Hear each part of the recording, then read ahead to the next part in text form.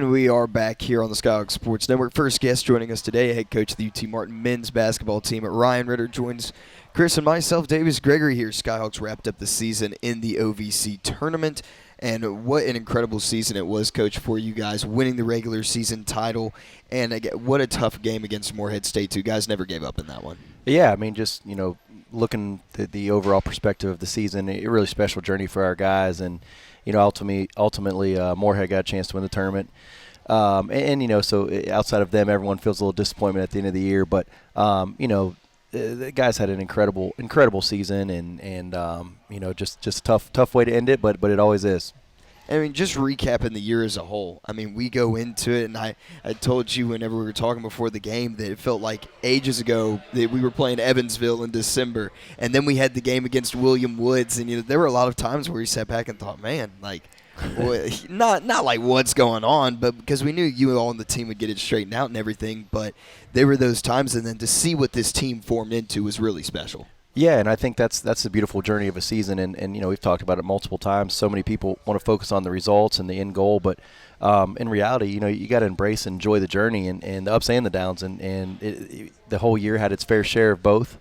But finding a way to win 21 games, regular season championship, sign me up for that the rest of my coaching career. Yeah. Can I ask you some rapid fire questions? Let's do it. What game will you remember 10 years from now? Ooh. What game will you remember the most?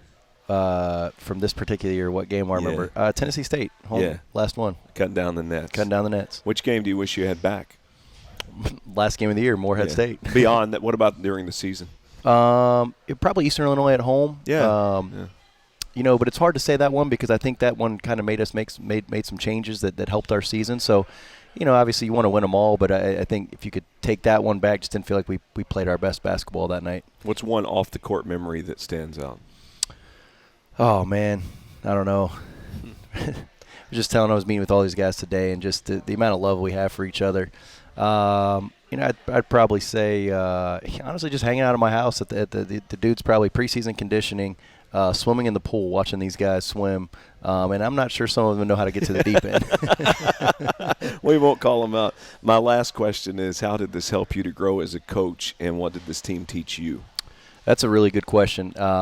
You got to be true to yourself. And I think in the day and age of the portal and, so many different changes with NLI and the rosters constantly shaping up differently, you got to have non-negotiables, but you got to be flexible in your approach. And I think this team got me back to my roots of what I believed in, what the non-negotiables were, and I think that's why you saw us win, 11 out of our last 12 headed into the tournament. Look, I want to praise you, and I'll shut up after this, but you're really at a point coaching in college basketball in your prime when it's the craziest time in college basketball, maybe in the history of college basketball. It's like the innovation of television or cancer treatments, and I don't want to put it into that significance, but nobody really knows how to handle this world right now because it's so new and innovative, and you're having to figure it out and your peers on the fly. And some of the older coaches are getting out because they don't even want to attempt it. You're in your prime, so you're having to double down and figure things out as they happen, minute by minute. Yeah, I mean, I think it's like any profession, though, right? You got to grow, you got to adapt, you got to figure out what works, what doesn't, and what may have worked last year or 5 years or 10 years ago may be different. And I think no matter what profession you have, the great ones figure out how, and I think that's what our staff is doing. Obviously we'll probably be affected here in the next couple weeks or months, and it's our job to try to put the best product that the UT Martin can, come next March. Yeah. And I tell you, one of my favorite things about this team is just, calling games as a student, but then, now working full-time, being around you all and the coaches and everybody just for shoot-around. That was my favorite thing because everyone was just joking around with each other. And, the NC State trip is always my favorite trip because, everyone was just, it was one big family. That's how this team felt, and it was so awesome to watch them get the success that you all deserved. Yeah, and it's that's the cool thing about family. It doesn't mean that you get along and want to be around each other every day and you high five. What family means is that you're there for each other, good and bad. And I thought this particular group really shared that. We obviously went through some tougher times, 3-3 to start the year, and almost losing to William Woods.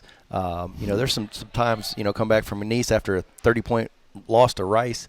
So a lot of times that we could have gave up and went our own directions. But I thought what you saw the last particular 2 months of the season were guys that just put egos away and sacrificed for each other, and ultimately they all got a chance to cut down the net together. Was there a moment, a turning point? I mean, if you were writing a book, would there be this one chapter that was circled? Yeah, I think it was coming back from Moorhead. We lost by, I don't know, we were down 28. I know that. And about 2:30 in the morning, we're riding back through the sleet and snow. And thankfully, we had a great bus driver, Brian, who's as good as they get. He's a safe guy. But yeah, that next morning, we kind of woke up and refreshed and said, hey, we're not doing this anymore. And from that time on, our dudes were bought in. They were locked in. They really cared about winning more importantly than themselves. Yeah. And those seniors on that group, Dez 2 years, Issa just transferred in this past year, but KK, I think it's so special for him because he's been with you those 3 years and went from 8 wins to then 19 and then now to 21 wins and getting regular season championship. And one of the things I love the most is this banner is going to go up, and 10 years, 20 years down the line, he gets married, has kids, he's going to be able to bring him back and point up there and say, hey, we did something special. And again, anyone can say, oh, well, the tournament, this, that, and the other. Tournament basketball is wacky and crazy. And Moorhead State hit 16 threes, which is the first time all season they hit 16 threes. And I told Chris before we got on, a lot of those threes were defended very well, and they still are able to get them down. But for me, when I look back on this team, the one thing that I'm going to remember is there's going to be a banner up, and they're champions. And they left a positive legacy on this university. Yeah, and again, like I said, it's just the changes in college basketball. It's hard to keep guys for 2 and 3 and 4 years. But, particular to a guy like KK who's been here 3 years and had his share of ups and downs, that's a special moment we're going to share together. He's going to share that with all his teammates. And then, I said it in the locker room after the game. I'm not sure there's a better teammate than Des Williams.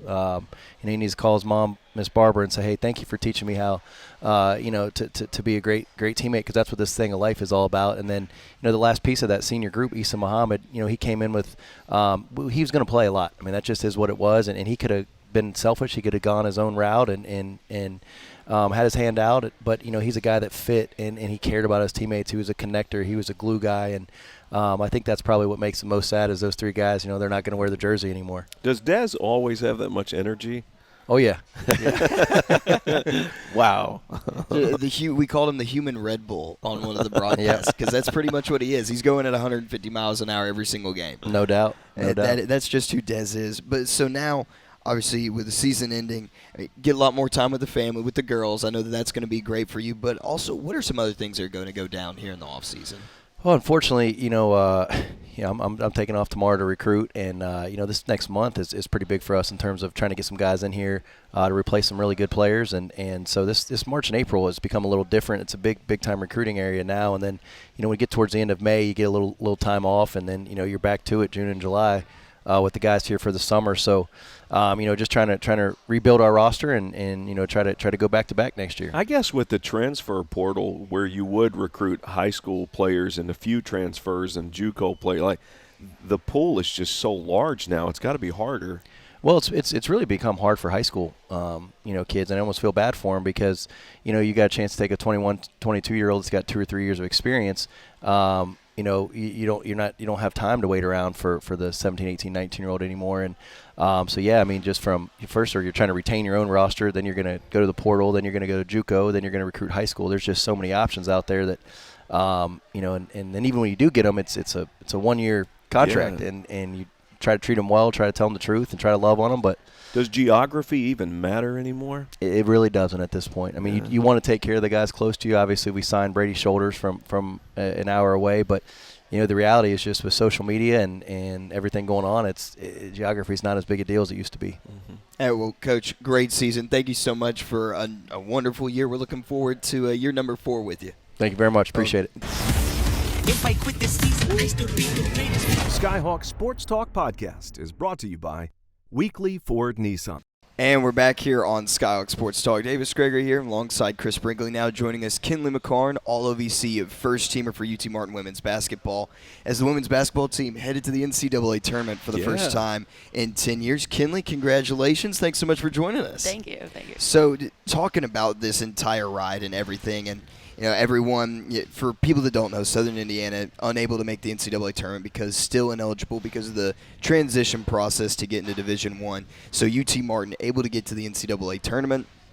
And for me, when I look at this and I look at this team, this whole season, and credit to them, they won the championship. But at the end of the day, and I have no bias in this whatsoever, I've just seen everything that y'all have gone through firsthand.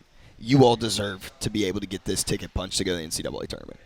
I definitely agree. I mean, it's been a long ride. Losing Nora really hurt us. We've lost people all season. So for us to make it this far, I mean, see all our hard work pay off. I mean, talk about, I guess, so Nora goes down in Tennessee Tech game, and then you get one more against State, end up with the 3 seed, and then everyone is kind of thinking, okay, well, they could probably get one, but I don't know how much they have left in the tank with their numbers to be able to get one more. Yeah, you guys go in there and get the big win against Tennessee Tech, and then Little Rock, with the pace that they played, the physicality, I mean, you all matched it, and how did you all get those 2 games under your belt? I mean, definitely when we lost to Tennessee State, that kind of got us. We knew that we really needed to be that 2 seed, but somehow we found a way. Tech, we came out strong. We were good. Going into Little Rock, though, we all knew we were tired. We knew that it was about to be physical. And somehow we battled, and we made shots when shots needed to be made the big plays, and it was a good feeling. And then the championship game, the decision is made is to sit out 4 of you. What was that like on the sideline watching? Watching was amazing. I mean, those kids stepped up. We threw them into the fire, and they did exactly what we asked them to, better than we even thought. It was awesome getting to watch Amari score 26 points. Yeah. Like, that's insane. Yeah. But we were going crazy, and it was fun to get to watch them do that. Yeah, but before the game, I'm sure it was a little nerve-wracking. Yeah. Coach called me into his room Friday night, and usually, I'm just bebopping in there like, we're going to talk about the championship game tomorrow. And he goes, I'm not playing you tomorrow. I was like, oh, my goodness. Bursting into tears. I argued for an hour and a half. There we go. Yeah, that's what he wanted to hear. He just wanted to hear I that. was angry. The next day, I argued for another hour and a half before the game. Yeah. But and then the day he made his decision, and we were behind him. It was hard, but we trust him. You're wearing a boot today. For if people don't think you're not injured, you're wearing a boot. Yes. I probably have a stress fracture. I got a messed up shoulder, messed up knee. Anea's messed up. Lexi's messed up. So. See, Well, and at the end of the season, you're playing 35 to 40 minutes a game. Yeah. Well, I mean, and that's just the toll of the entire year. But, I mean, Chris and I were talking about it, too. I mean, what we didn't want is for you all to go out there and end up getting hurt worse, too, because at this point in time, I mean, if you get hurt or Anea or anybody, Lord forbid it happening, but if any of y'all get hurt, then, I mean, that might lead into next season, too. Yeah. And then that's something that you have to worry about, too. But I respect you all's competitive attitude to say, no, come on, Coach. Yeah. Like, let me play. Like, it's a championship game, and I totally 100% understand that side, too. Yeah, it's really hard to leave a championship trophy on the line, but I mean, we didn't agree at all. We did everything we could, but I mean, I guess it probably was a good idea to save us. Have you ever played 3 games at that level in what would have been less than 72 hours? No, in high school they're more spread out, and like we play in state. You play, and then the finals is like a week later. So we would have played those 2 games and then had a week off. Will you explain to the people who've never played basketball at your level the toll that it does take on you? It takes a lot, which I didn't even really realize until these past couple weeks. I mean, playing 40 minutes at a time, your body's just aching, you're tired. And Coach says apparently his friend was saying I wasn't moving too good. I thought I was moving fine. But yeah, it's just, even mentally, like, I mean, it's so, especially after Little Rock, I mean, they beat you up and you're still trying to stay focused and not get your head down when you get knocked down, and it's just a lot. Yeah. And now I want to go to this because, Coach, you asked Coach McMillan about ice baths. Chris did. About how you all have to go and take your ice baths after the game and how you all were going to do that after Little Rock. So this is the last episode that we have for this school year. Mm-hmm. So if you all win an NCAA tournament game, how about we get him in an ice bath? Oh, absolutely. And See, Jazz. Jazz has to get an ice bath. How about the whole coaching staff? Oh, yeah. Everybody has to get into Mainly an ice bath. Jazz. She's the one that does our ice baths, and she thinks it's so funny, and then she don't want to get in there. Well, Well, I'm going to defend her because she did this in her career. That is true. He is never. That's true. No, exactly. He's never done it before. Actually, when I came here on a visit, he said that if we made it to the second round, which technically if we win the playing game and go to the next that game, would be the second he game. said he would get an iPhone. So, but What? now, What? but No, now hold he's on. trying to change it. He's trying to say that we have to win the second round, but no, he said if we make it to the second round, he has to get an iPhone. Yes, that's what he said. He's shaking his head, but that's what he said. I don't know if he can. We're putting you in an ice bath if they win their first game. Ice bath and an iPhone. No, you didn't say win. We have to make it to the second round. So if UT Martin makes it to the second, if UT Martin wins their first round game, Yes. and then gets to the round of 64, Yes. which technically, again, that is the second round. That is the second round for us. Then he's getting an ice That- phone. that's what he and said. An ice bath. I That's cannot what he said. imagine texting him and seeing a blue text come back with dots Yep. telling me he's typing Yep. more. That would be.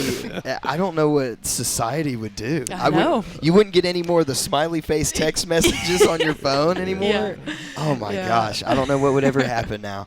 Well, you got, let's see, Selection Sunday coming up here soon. I mean, just talk about the emotion of that. I mean, everything that's happened this season. Obviously, everybody's banged up and everybody's hurt a little bit, but that's going to be a true day to celebrate. Oh yeah, it's going to be so exciting. I mean, we started the season 1-8, so nobody thought we were going to be here. So it's really cool to get to experience this as freshmen and sophomores. I mean, we're probably one of the youngest teams going into this. So to get to come do all that cool stuff, I mean, I don't even know what to expect because I feel like this is about to be crazy. Yeah. My mind's going to be blown, but we're going to have a lot of fun with it. I think you get. You've earned it and deserve it. Oh yeah, 100%. I think you get like free towels. You get maybe a book or something. Man, like I don't that. know.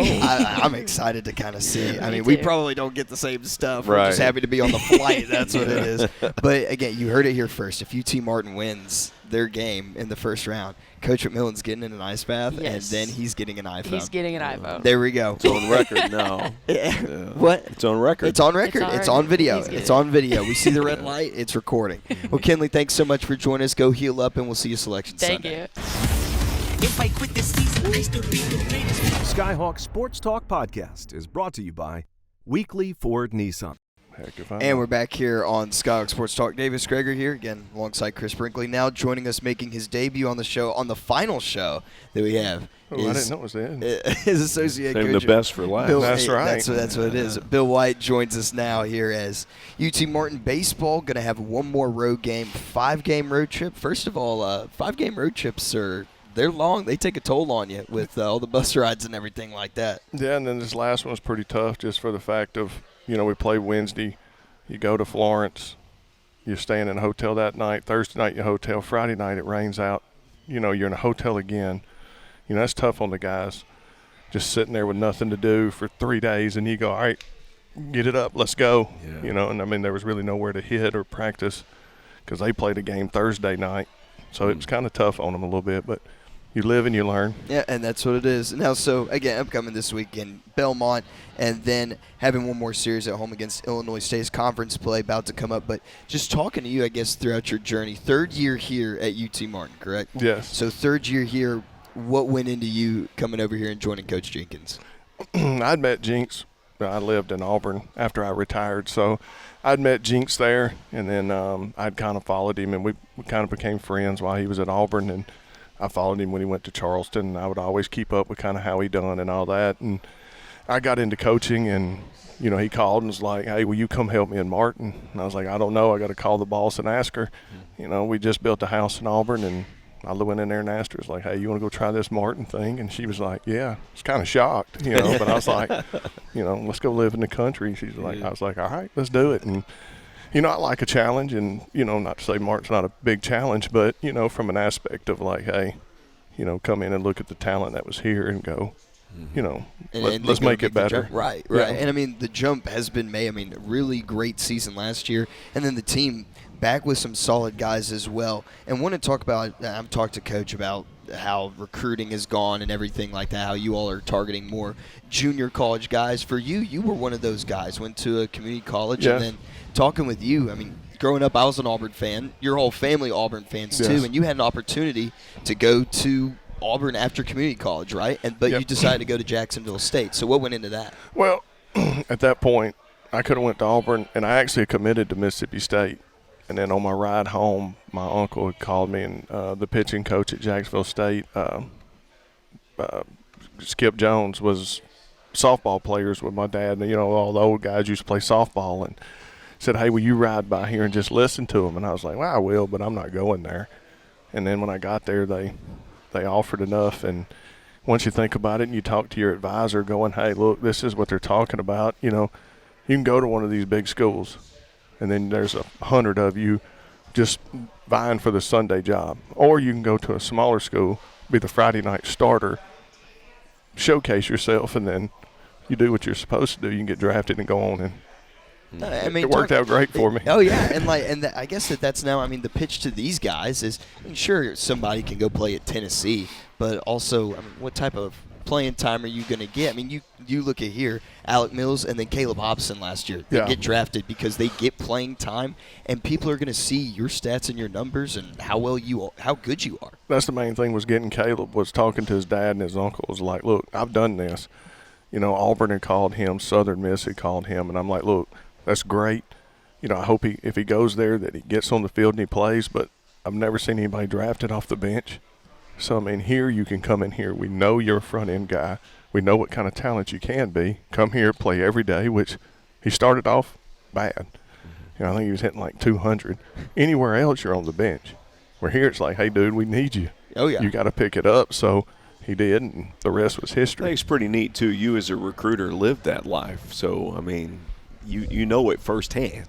Oh, yeah. That's the thing, is just like you try to talk to these kids, and it's harder these days because everybody wants to be Twitter famous. Mm-hmm. So mom and dad want to walk around with their Tennessee hat on. Well, what's that good if you never step on the field? You didn't really play at Tennessee if you never get an at-bat or you never get an inning pitch. But that's the world we live in, man. Yeah, that's what it is. So for you, got drafted into the MLB, went to the Diamondbacks, and that was the one that you ended up going towards, the team. The other pick was to Pittsburgh. Yes, that was out of high school. Okay, so that was out of high school, but then you go to Arizona, and then you spend 9 seasons professionally, and then got the call up to the major leagues with Texas. I loved the call up moments. What was your moment like? Oh, that's I tell everybody there's no excitement level you can ever get when they open those doors and you got to run out and 40,000 people are screaming. Because right after you warm up, the announcer, now making his major league debut, Bill White, and like you can't recreate that feeling. Because you look up, Dom Cheedy in the bullpen had told me before I went out, it was like, hey, when you're done throwing your warm-up pitches and you put the rosin back down, he's like, look up and enjoy the moment. You'll never forget it. So I was like, all right, and I threw my last warm-up pitch, and I threw the rosin. I said, oh, Cheedy said, look up. Well, I looked up, and I was like, oh, God, I shouldn't have looked up. I was like, oh, my God. And I turned around and looked in the bullpen, and they're all laughing because they knew the feeling like, oh, God. Because then it's the only place you play in the world baseball where there's a third deck.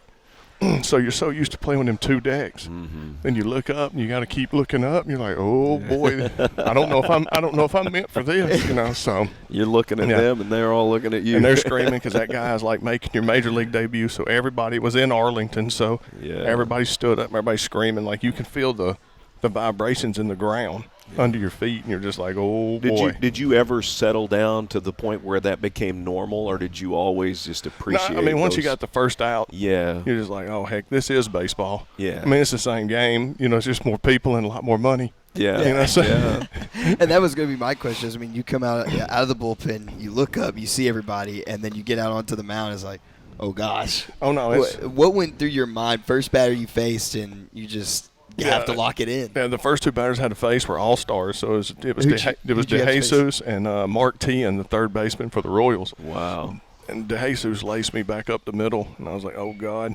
And then I struck Tian out. And then after I did that, I was like, I'll be fine. At the end of the day, it's just baseball. It's just baseball. And there you go. Yeah, you're going to have some good ones. You're going to have some bad ones. You just, with baseball, you got to wake up in the morning and forget what happened last night. Yeah. And talking about the team right now before we let you go, so much talent with this group still, and still some time before conference play left to go. What are you seeing from this team right now? Well, we've showed we can do both. Because at first I was nervous. I didn't think we were going to be able to pitch because we were walking the world. And we had a discussion about walking the world, and the hitters were scoring 10, 12 runs and we're still losing games. And you're like, all right, boys, we got to pick this up. And then, this past weekend we pitched it well. And the bats just weren't there. And, I mean, that's just the way baseball goes. It's just kind of the same thing like I told them. It's like, look, one's going to come, one's going to go. But when we get them both, people are in trouble because I think we are a high-powered offense. Tristan's a pure Friday night guy. I mean, Mississippi State would probably take him right now if we called to make a trade. If they start making trades in college, I figured that's coming next with all this other crap they got going on. So I figured, heck, we could trade Tristan. I don't know, maybe Mac and just get a whole nother team. I don't know. But, that's the thing is like, with Bartle, what Bartle did on Sunday, now he's going to move into the Sunday role. Steens is always Steens. It's like playing a video game when you're calling pitches with Steens because he just puts it right where you want. It's not 90 or 92, but – if you can put the ball where you want, and he competes, he's probably the biggest competitor, out there. So that always helps. But now if we can put both those together, I think we can make a good run at it. Yeah. Well, there you go, Coach. Thanks so much for joining us. Appreciate your time as always. Anytime. I hate it's ending. I'd have done it a lot more with y'all. If I quit this season, I still be the greatest. Skyhawk Sports Talk Podcast is brought to you by Weekly Ford Nissan. And we're back on here on Skyhawk Sports Talk. Davis Gregory here, Chris Brinkley, and now joining us, Anaya Brown and head coach Kevin McMillan from the UT Martin women's basketball team. Already talked to Kinley today, and y'all got plans to, she can't hear right now. Speaker's a little low, so whatever y'all want to get off your chest right now about Kinley, go ahead and say it. Yeah, Coach was very Y'all excited. don't have a long enough segment for us to get all of our comments about Kinley in. Oh, she just moved up. Be careful. We don't care that she moved up. We still have the mic, and she's giving it up. So our word, we can say whatever we want. But I really think in order to do that, we need to come back next week, and we'll just have the entire hour, and we'll both tell you about Kinley. Okay. That could be a lot of fun there. It will be called the Kinley McCarn Sports Talk. The roast of Kinley McCarn on the Skyhawk Sports Network. Anaya, how are you? I'm good. How are y'all? I'm doing good. Yeah. Are we healthy? Yes. Okay. Yeah. Is that correct, Coach?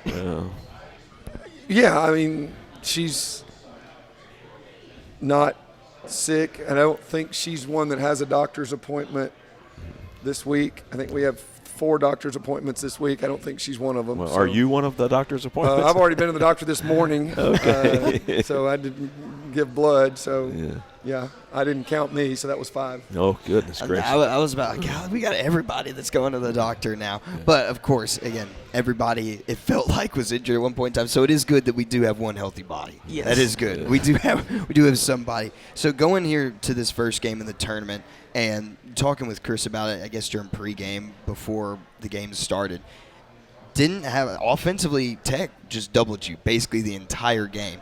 But what I loved from what we saw from you was it wasn't, dang, I'm not getting the ball, I'm not scoring. Like you just said, I'm going to go out there, I'm going to play my role, and it's going to open up the offense for everybody else, and it did. Yeah. So when they were double teaming, I knew everyone else was able to get shots, so I just let them shoot, and I would just clean up whatever I can. Yeah, you rebounded a lot. And if we were talking about how you had, 20 rebounds and then like 14 points earlier in the season. It was like, this is the exact same game because they just won't let her shoot the ball, but she just keeps rebounding it, and it works out. Able to get the win, too, and then you move on to the Little Rock game, and just how proud you are, I guess, of your coaching staff and everybody else to turn that around so quick and then get the win and punch your ticket. It was very exciting. But Little Rock is a great team. They played hard, and we just came out and wanted it more. So. And, Coach, for you, talking about that turnaround with you go from a Tech team that game had definitely a faster pace, and then Little Rock slows you down. Just the ability to adapt from the team and your staff and get that win. Well, that's mostly what these guys do as a staff. Well, it really all of us. We'd all played Tech. We'd all played Little Rock. So it's not like you're having to familiarize your kids with an opponent. They already knew. And we're going to be on the roast Kinley McCarn minute here because she got mad at me, didn't she, the night we were getting ready to play Little Rock because we weren't meeting in the appropriate time for Kinley because Kinley wanted to go to bed. Anaya, is this true or false? True. True. Okay. If I say something that's false, you can tell me it's false, and we'll let Kinley have a chance to rebut, but she's not going to have one. So Kinley's mad and got word to me that she was mad. Why are we taking so long getting ready for the game? We know what they're going to do. I want to go to bed. You're going to deny that, Kinley? I'm going to defend her. Why was the meeting late? Well, because, I mean, if you go through the time frame, we didn't get back to the hotel till 6-ish. Yeah. We had to eat, and then we had to watch film on Little Rock, and the internet in the hotel was awful. Yes, it was. So we were only getting to watch, like, for every minute of game, it would take us 5 minutes to watch. Yeah. And what the reason was is that Little Rock was playing two kids that had not played against us, that had scored 17 and 11 against Tech in their last game. And I went, okay, I don't need to watch them. Yes, I know exactly what they're going to do, but those two kids, I'm like, that just, I need to see it. So after I got her second message to speed up. Too? Yeah, oh yeah. I told the staff, not for Kinley, that yes, okay, we're not doing anything different. I'm not worried about these two. We will just have to talk to them about being aware of. And the one kid came out and was real aggressive. Holman came out early and was real aggressive and scored some. But it wasn't, the sleep that we got was better than the extra preparation for Holman. So is this Kinley McCarn 1, Coach McMillan nothing? Is that what it is? Well, if we keep score, it just depends on whose scoreboard you're looking at. Correct, Anaya? Kinley won this one. If you look at Kinley's scoreboard right now, what does the score say? Don't say it. Kinley 2, Coach McMillan like 20. Okay. If you look at my scoreboard, Kinley hadn't scored yet.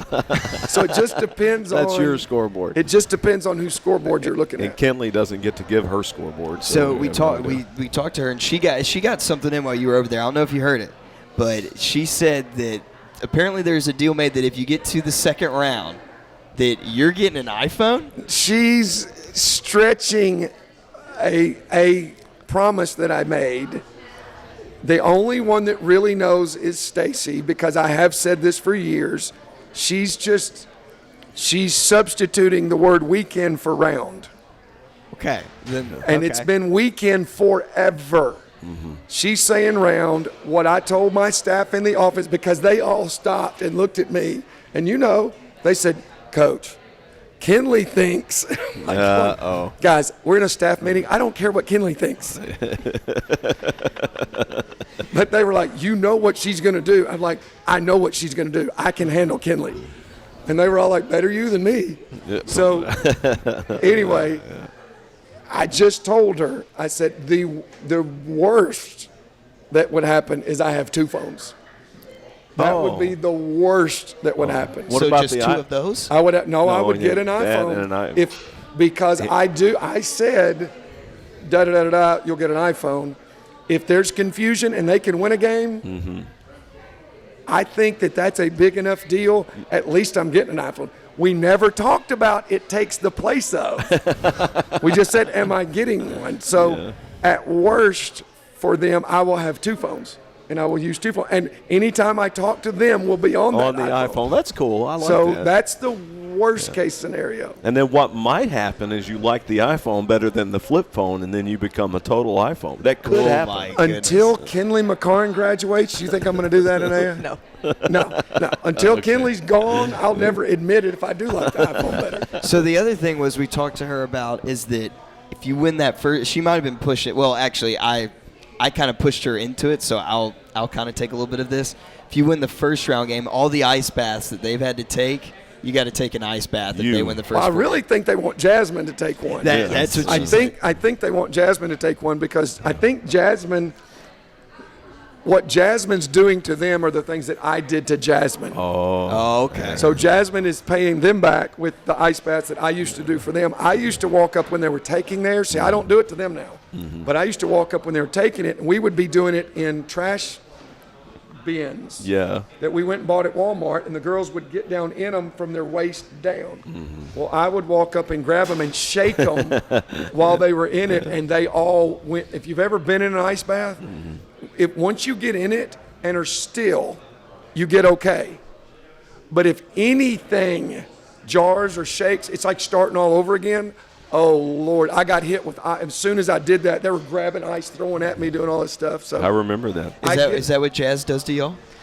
No, but one time we were in her hot tub in her room, and she turned on the jets, which made it very bad, and we were all mad. Oh, you were in a ice bath jacuzzi thing? Oh, my goodness. And then she turned on the jets in the ice Yes. bath. Yeah. That's That's come not on, right. Jazz. That's not right. that's why they want to get her. Now that's fair. So we asked Kinley this, and I'll ask both of y'all this. But this Sunday, obviously it's been a long season, but very rewarding being able to go to the NCAA tournament. What's Sunday, first and A for you? What's Sunday going to be like, and to be able to celebrate this moment? It's going to be a happy day, and we're all just going to celebrate and be together and just be happy that we're going to the tournament. Not a lot of teams get to go, and we are fortunate enough to be one. Coach, first time in 10 years heading back. Just your feelings about it. Well, we were just over there talking with Kurt, who's been in the room, and I've done this. And so he and I were talking back and forth about possibilities, ripping it off, and these two were listening, and all of a sudden, Kinley, and I am I lying? Kinley goes, oh my gosh, listen to what they're saying. They're talking about South Carolina. Oh my God. I was like, okay, let's tell a quick story for Kinley. Okay, go ahead. So Friday night, when I was talking to him about my decision, and we can talk about that if y'all want to, Kinley said, yeah, Coach, Josie and I were just talking. And I said, Josie, you know what? I think this NCAA tournament is kind of a big deal. Josie, you know what? You may be right. I think when I was in the 7th grade, I dreamed of doing this. And so they were just They are clueless. They have no idea. They have no idea of like what's already going on. They don't know that Stacy worked all day yesterday on stuff. They don't know that Under Armour is calling us doing all this stuff. They have no idea, and they're not supposed to. Right. They're not supposed to. Right. They just, when I tell them, guys, this is a huge deal, they still don't grasp it. And that's fine, but you ask the players that I've gotten multiple texts from players that played in the tournament that have texted me back going, oh my gosh, that's going to be so much fun because they got to do it. And once you've done it, it kind of changes a little bit until you start feeling a group experience it again for the first time. And that's what these guys get to do. And it will be starting about Monday next week. They will have stories to tell for the rest of their lives that were all week long. Right. And how often in our lives do we know that we're about to have stories that we can tell forever? You know, you don't get this opportunity very often. Yeah, and you've earned it. 100%. So, again, Kinley obviously had said that she wasn't very happy with the decision, but Chris and I are both listening to it. And Chris is a parent, and, you know, I can just kind of see it through my parents' eyes. I mean, I totally understand it because, I mean, what we said to her and Anaya too, I mean, if you all get hurt at this point in time and it's serious, it could affect next season too.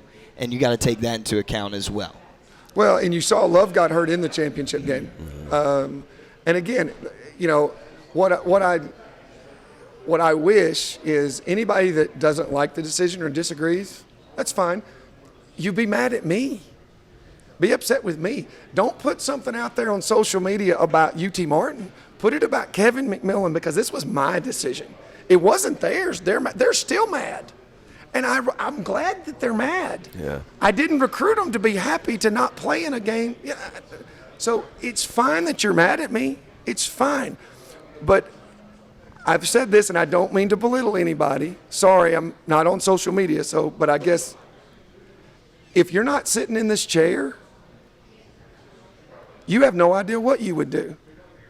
And I'm not going to apologize for caring about this kid's body and that kid's body and them getting to have this experience.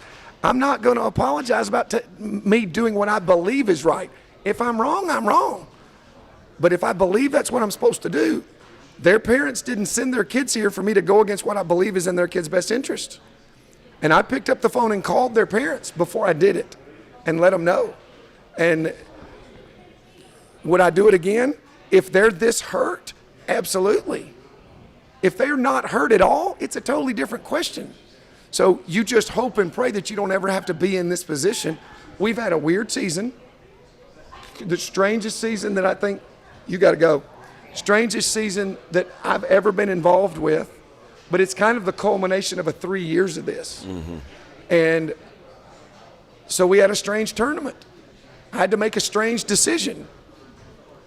But now I get to watch Anaya and Kinley and Josie and Lexi and Love. I get to watch them in the NCAA tournament. Yeah. And they get to have this memory. And I would not change it, and I'm never going to apologize for what I mean, never. But I don't care what anybody thinks. Your opinion's fine with me. I don't care that you say that's what you would do. But you also don't know how much this kid went through last year with her shoulder. Yeah. You don't know how bad Kinley's hurting. You don't coach them every day. You don't see them every day. You're not invested in them. They're not like your own children. You know, I said that to a couple of parents. You would put your own child out there risking, well, no. Oh, okay. So you would put my players out there, but you're not going to put your child out there. Oh, okay. You just don't know. And right or wrong, I made a call. And so that's what it is. Let's go. Yeah. And we're playing next week. We're playing in the CFP tournament. So last question for you, though, Coach. So the possibilities are either South Carolina or Iowa. Am I correct for the number one? That's what bracketology says. Okay. So obviously South Carolina, a bunch of stars on their team. Caitlin Clark over at Iowa. What's the scouting report that you would draw up for Caitlin Clark? I don't have a clue. Well, the scouting report would be we would have to make sure that Josie doesn't give her a high five when she hits her first three, because that's what Josie said she was going to do. Then when I said, Josie, you can't give her a high five, she went, okay, I'll get her to sign my shirt. Josie, you're not going to get her to sign the shirt. Can she sign my shoes?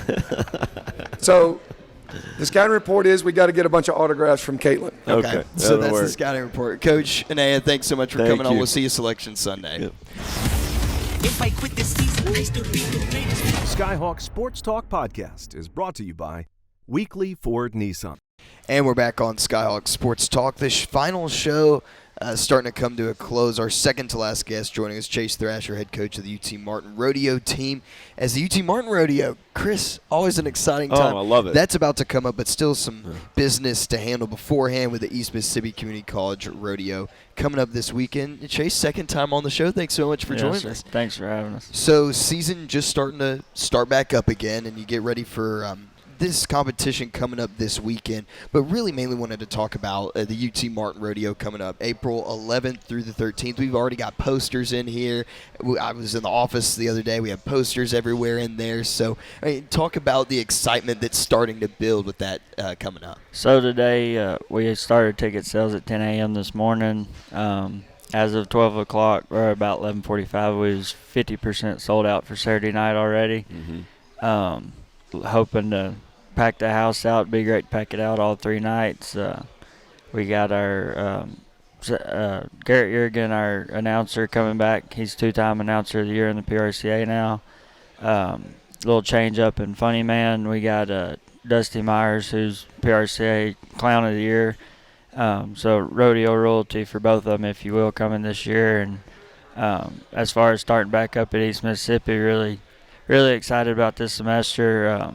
Several of them's been going to some open rodeos, pro rodeos around, and this past weekend we had several places at Greenville, Kentucky at an open rodeo. So really exciting for this semester. All good things ramping up too. And this rodeo, I started college here in 2019. And ever since I've been here, always been a big thing. And for you as well, what's the backstory on when the UT Martin Rodeo got big? It's been as big as far as back as I can remember. When I was in school here, Friday and Saturday night always sold out. Of course, we had the COVID year there where we was limited on capacity, but it's always been a big thing, not just for the Martin area, but just West Tennessee in general. Most of your colleges, like their parents will come to Martin because it's in the central location of the region. So we have a huge parent crowd come for our rodeo. It's just all the way around, it's great. You got the Booster Club activities all week. Start off Wednesday night with the shrimp bowl now instead of a crawfish bowl. And then Saturday morning we added the kids rodeo along with the Booster Club. free barbecue on Saturday morning. The kids rodeo, we did that last year. It's just kind of a meet and greet with all the kids. It's free. Seemed to have had a really good turnout last year, and really expecting a bigger one this year on that. And always a great time as well. Again, for you now, the coach, you competed in it as the athlete, but now as the coach, what are some of the differences that you've seen and your point of view? How has that changed? I got 3 words: responsibility, responsibility, responsibility. Exactly. Yeah. I tell everybody, when I started, I thought it'd be kind of, because I rodeo myself still too, and I thought going to 10 college rodeos a year, not competing myself, would be hard. I thought, well, where's the excitement there? But now, instead of 2-3 chances, I've got 36 chances to win first. And it just makes it that much more exciting. And then as far as our home rodeo goes, like last year, we kind of set the stage high for my coaching career. We won both men's and women's title last year at our own home rodeo, and that had never been done before in the same year. And so, that's a whole different feeling than winning an event yourself, to know that your whole team pulled together and pulled everything off. And for anyone, I guess, that is kind of on the edge, like, oh, should I get tickets, should I not? I mean, for me, it's probably one of the loudest UT Martin sporting events that you will ever go to. And of course, I always have a headset on when I'm calling it, but the second I take it off, my ears start ringing because the crowd is so into it. So for people who haven't experienced it for the first time, what's your pitch to them? So to me, the Martin Rodeo is obviously it's the biggest college rodeo in our region, spectator and crowd-wise, but just as a whole, I've got friends I've never been to the NFR and stuff, and they say that's the World Series, the major leagues, the rodeo, and they say the atmosphere ain't as loud there as it is at UTM. Wow. It's definitely recognized even outside of college rodeos, one of the bigger rodeos in the country. It's unreal how loud that place can get and what runs through your body. And last year, by the end of Thursday night, I didn't have a voice. So it's so much excitement in that one building, and Garrett's really good at hyping stuff up and bringing it up and explaining it to the crowd too, so you're never behind. Everybody knows what's going on. First time spectator, it don't matter. You'll know what's going on. Absolutely. It's a great time as always. Well, Chase, thanks so much for coming on. We're going to sign off on rodeo, but then a YouTube exclusive, podcast exclusive, we'll have Kurt McGuffin, athletic director, on. But Chase, thanks so much for joining us. Thank y'all. If I quit this season, I still be the greatest. Skyhawk Sports Talk Podcast is brought to you by Weekly Ford Nissan. And we're back here on Skyhawk Sports Talk. Joining us now for the series finale is athletic director Kurt McGuffin, as UT Martin just a packed championship season all around. Women's basketball NCAA tournament, men's basketball regular season title, football 3-peat, this, that, and the other. Softball's playing good right now. Baseball's got a strong lineup. I mean, this has been a really good time for UT Martin sports, and has been for the past couple of years. Yeah, I'm very proud of our coaches, for what they do at UT Martin with the budgets that we have. They've done a great job. And the last even 7 years, to expand their rosters and still do with what the kids they have to put clothes on them, transport them, it gets more expensive. And really, since COVID, our transportation costs have gone up almost 150%. Food, travel, everybody gets that when they travel. But our coaches have done a wonderful job across the board. I think UT Martin sometimes was known for one or two sports that rose up, but I think the change in the conference has put more budgeted schools together. And that's caused, some of us to, some of our programs to rise up, with some more emphasis on them, and just it's a good spot to be. Well, what you have to do, you as an athletic director and our coaches too, is be resourceful, and that's a word that doesn't get used a lot when you think about college sports. Yeah, and I think that's part of the downfall. You put so much pressure, you want to win and you want to get good kids, but these coaches have to fundraise, just like I do, just to put the food on the table and clothes on their backs. But I think the good thing about us is that we're entering into the NIL world, we're into the transfer world, and we have to navigate that just like Auburn and Tennessee do. And that's that's something that our coaches have really put some time and effort into navigating that. And I think we're going to be fine. There's going to be a lot of changes in college sports over the next few years, but I think we're in a good position. And so the day-to-day as an athletic director, what goes on? Obviously an interview here today, but what else goes on? Managing employees. No, I'm no. Chris, No, I think that's bad news for us. I think we're gone. It is evaluation time, isn't it? It no, is. I think Kurt, I love you. Can we hug? I think the biggest concern here, like anywhere, I mean, Texas doesn't think they have enough money.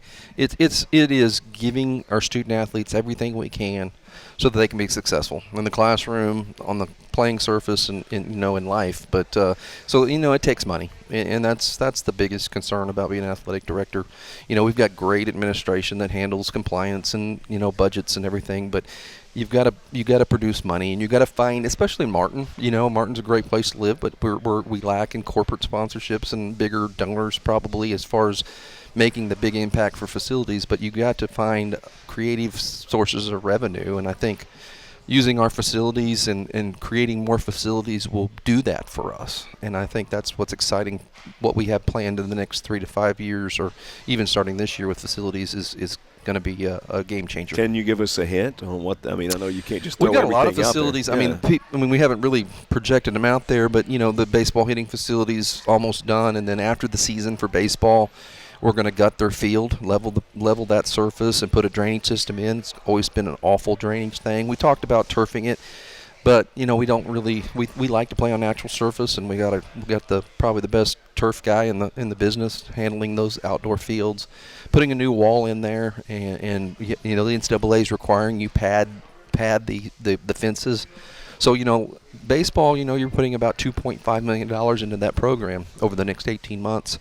For their facilities. As far as men's basketball locker room, we did women's basketball's locker room a couple years ago, 3 or 4 years ago. Men's basketball locker room. One of the things when Dr. Carver was here, we promised Ritter was upgrade facilities, and the men's basketball locker room was his first choice, and we're going to do that. I'd like to go back into the Elam Center and give it a facelift, a little paint and video board and sound system. I think that would be good for fan experience. Football, the Student Life Center, which is the old gym, and down below is their weight room. We're basically going to take their weight room and move it up into the gym. So we go from a 7,500 square foot weight room to about a 13,500 square foot weight room for football, and then down below make that into their team room. Nice. Wow. That came apart because we made a deal to give up the tennis house when we discontinued tennis. And we took over the Student Life Center, and you got 2 big buildings there, Bob Carroll and the Student Life Center. Next to each other. And you've expanded your football roster to 120, So we outgrew the space, and we're looking at that. And then expansion of the Bob Carroll building. So a lot of good things scheduled there. And then probably the biggest thing that would impact athletics more than anything is the pool area. When the university closed the pool, we gained access of the Elam Center. We managed the Elam Center. Trudy Henderson Trudy Brinkley does a great job over there. Does a great job over there and really cleaned that out and made it more user-friendly. But the pool area is the game changer for us, because if we can turf that, our programs, obviously baseball, softball, soccer, football, anybody that's outdoors that we don't have space for, they'll use it. But the biggest piece is a revenue piece where you're bringing in kids soccer, kids softball, and you're putting on those tournaments, and you're bringing in a source of revenue, probably 6 figures. The previous school I was at, we had a big indoor, and we brought in $450,000 a year in outside revenue. Yeah. And we don't get that at Martin very often. If we can get 6 figures using our facilities, that's a game changer. And teams from here are playing, but they're going to Mayfield and Paducah and to Jackson just because it's not available to play indoor. Correct. Anybody that has probably a daughter or a son is traveling baseball and traveling soccer and traveling softball, and we used to run flag football leagues and do those things that I think are good for the community. And hopefully somebody puts in another hotel or 2 and restaurants, and we grow Martin that way, because I think athletic does their part with an economic impact. No doubt, because with that travel, with tournaments coming in here beyond UTM Sports, and I don't even know what the economic impact of UTM Sports is in the travel, but we know the local hotels are full all the time with parents and teams coming from out of town. But that all goes in together. It does. I mean, you look at, when we had, I think we hosted OVC Beach Volleyball the last couple times, and every team was going to Sammy's or Crave and, Zaxby's and getting to-go meals and staying at the Hampton and Union City. And I think we do a good job of bringing in our our college teams, but if you add another factor of bringing in travel teams, you know, you're filling up hotels quite a bit every weekend in the winter, especially with an indoor facility. Yeah, no and doubt. I think that's real important for us. And you look at when you got here 2017 to now here 2024, I mean, what have been the things that have highlighted or what are some of the highlights for you during this time so far? Oh, I think, you know, competitive excellence, and I mean, and it goes to our coaches and student athletes. Probably nothing I've done, just support them. You know, when you can say over the last 5-7 years you've won 3 football, 2 or 3 beach volleyballs, a court volleyball, 2 soccers, 2 women's basketballs, a men's basketball now, 2 golfs. You're starting to see more and more sports raise up. And like I said at the beginning, you know, it used to be maybe women's basketball went to the NCAA, 4 times, but now if you see other sports wearing rings, OVC championship rings, that's what it's all about. The other thing is our academics. You know, we had basically a half a person doing academics for 330 student athletes when I first got here. Now we have 465 student athletes. We had to put some emphasis on academics, and hiring new people and going to more of a mentoring situation has really paid dividends for us as far as graduating our kids, retaining our kids, and obviously the GPA thing. And we've seen an increase in commissioner academic awards and athletic director honor rolls and everything like that, and you can't beat that. We're in education. Yeah. You know, we love to win, but we're in education, and seeing them across the stage. And well, they're student athletes, not athlete students. Yeah. I've always said I want to see them walk across the stage at graduation and grab a diploma, and on that hand be a championship ring. And most of our sports have done that, and I think we're on track to have a good softball and baseball and outdoor track season, and I think our golf team is seasoned to compete for a championship as well.